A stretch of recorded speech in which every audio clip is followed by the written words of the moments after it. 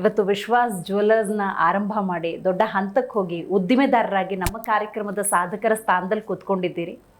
ಈ ಉದ್ದಿಮೆ ಅನ್ಬೇಕಾದ್ರೆ ಯಾವುದೋ ಒಂದು ಟರ್ನಿಂಗ್ ಪಾಯಿಂಟ್ ಡೆಫಿನೆಟ್ಲಿ ಇರುತ್ತೆ, ಒಂದು ಇನ್ಸ್ಪಿರೇಷನ್ ಖಂಡಿತವಾಗ್ಲೂ ಇದ್ದೇ ಇರುತ್ತೆ. ಈ ಉದ್ದಿಮೆಯನ್ನು ಆರಂಭ ಮಾಡೋದಕ್ಕೆ ಏನು ಕಾರಣ ಆಯಿತು ಅಂತ?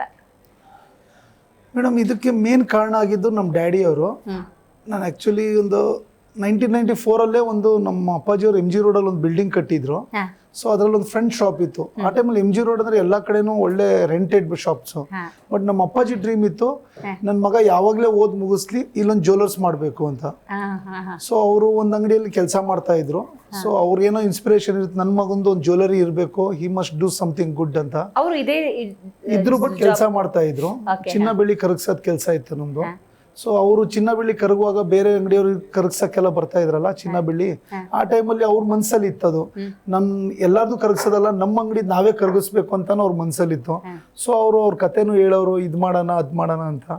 ಸೊ ನಾನು ನಮ್ಮ ಅಪ್ಪಾಜಿ ಓದಿದ್ದು SLC ಅಷ್ಟೇ. ಬಟ್ ನನಗೆ ಓದಿದ್ ಯಾವತ್ತೂ ಅವರು ಓದ್ಲೇಬೇಡ ಅಂತ ಯಾವತ್ತೂ ಹೇಳಿಲ್ಲ. ಅವ್ರು ಯಾವಾಗ್ಲೂ ಒಂದ್ ಮಾತನ್ನೋರು, ಓದಿದ್ರೆ ನಿನಗೆ ಒಳ್ಳೇದು, ಓದ್ಲಿಲ್ಲ ಅಂದ್ರೆ ನನಗೆ ಒಳ್ಳೇದು.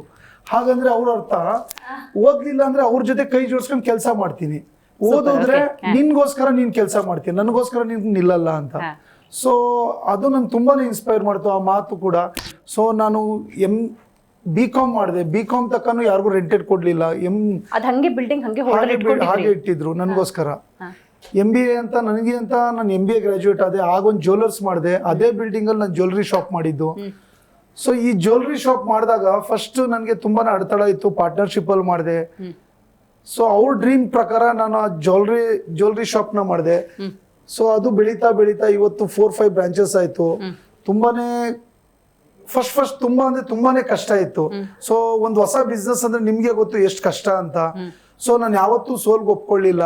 ಫಸ್ಟ್ ಪಾರ್ಟ್ನರ್ ಇದ್ದೆ, ತಿರ್ಗಾ ಪಾರ್ಟ್ನರ್ಶಿಪ್ ಅಲ್ಲಿ ಸರಿ ಹೋಗ್ಲಿಲ್ಲ. ಹಾಗನ್ಬಿಟ್ಟು ಸಿಂಗಲ್ ಆಗಿ ಓನ್ ಆಗಿ ನಾನು ಮಂಡಿಪೇಟೆಯಲ್ಲಿ ಮಾಡಿದೆ, ದೊಂತಿ ಮೆನ್ಷನ್ ಅಲ್ಲಿ. ಸೊ ರೆಂಟೆಡ್ ಶಾಪ್ ಬಿಟ್ಟು ಅಲ್ಲೋಗಿ ಇನ್ನೊಂದು ರೆಂಟೆಡ್ ಶಾಪ್ ತಗೊಂಡೆ, ಒಂದು ಒಳ್ಳೆ ಏರಿಯಾದಲ್ಲಿ ಇನ್ನೊಂದು ಸ್ವಲ್ಪ. ಸೊ ಆ ಜ್ಯುವೆಲ್ಲರ್ಸ್ ಹಾಗೆ ಕೈ ಹಿಡಿತು. ಅದಾದ್ಮೇಲೆ ಕಾಲ್ಟೆಕ್ ಸರ್ಕಲ್ ಮಾಡಿದೆ, ಅಶೋಕ ರೋಡ್ ಬ್ರಾಂಚ್ ಮಾಡಿದೆ, ಇನ್ನೊಂದು SS ಪುರಂ ಮಾಡಿದೆ. ಹಾಗೆ 4 ಬ್ರಾಂಚಸ್ ಮಾಡಿದ್ದೀನಿ. ಶೀಘ್ರದಲ್ಲಿ ಇನ್ನೊಂದು ಬ್ರಾಂಚು ಮಾಡ್ತಾ ಇದ್ದೀನಿ ವಿವೇಕಾನಂದ ರೋಡ್ ಅಲ್ಲಿ. ಸೊ ಇದೆಲ್ಲ ಜನರ ಆಶೀರ್ವಾದ, ಮೇನ್ಲಿ ನಮ್ಮ ಅಪ್ಪಾಜಿ ಬ್ಯಾಕ್ ಬೋನ್, ನಮ್ಮ ತಾಯಿ ಬ್ಯಾಕ್ ಬೋನ್.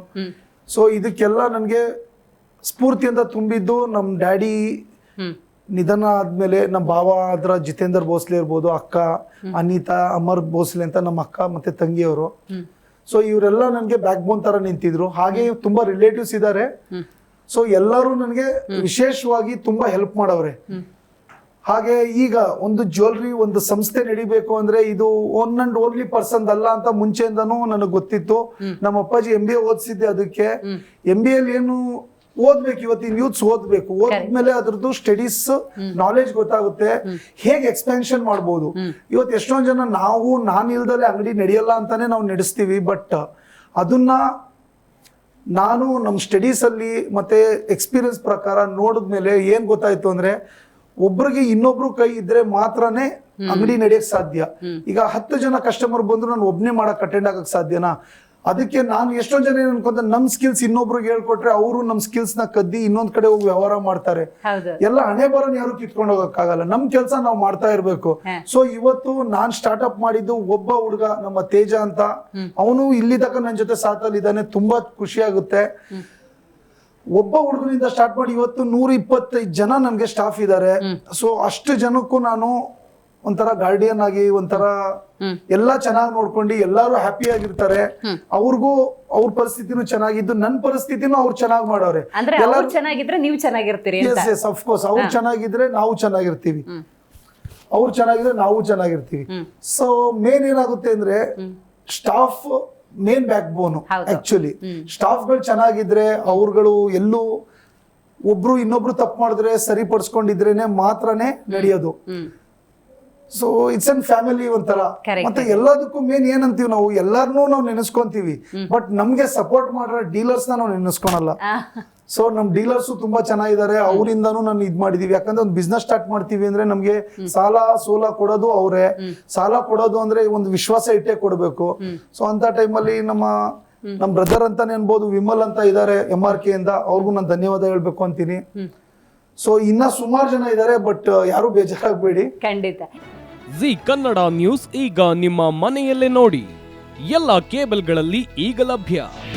ನಿಮ್ಮ ನೆಚ್ಚಿನ ಜಿ ಕನ್ನಡ ನ್ಯೂಸ್ ಈಗ ಸನ್ ಡೈರೆಕ್ಟ್ ನಲ್ಲಿ number 292, Tata play number 1664, Jio TV number 1334, NXT digital number 30, in cable number 30, city networks 51, U digital number 162, GTPL number 17, Rockline telecommunications number 42, Shri Basaveshwara cable number 168, rural cable network 60, Vinayaka digital 57, Abhishek cable 821, city channel 53, Siddeshwara cable network 57, V4 digital Infotech 628, Surya digital networks 53, Gajanan digital number 836, Malnad Infotech private limited number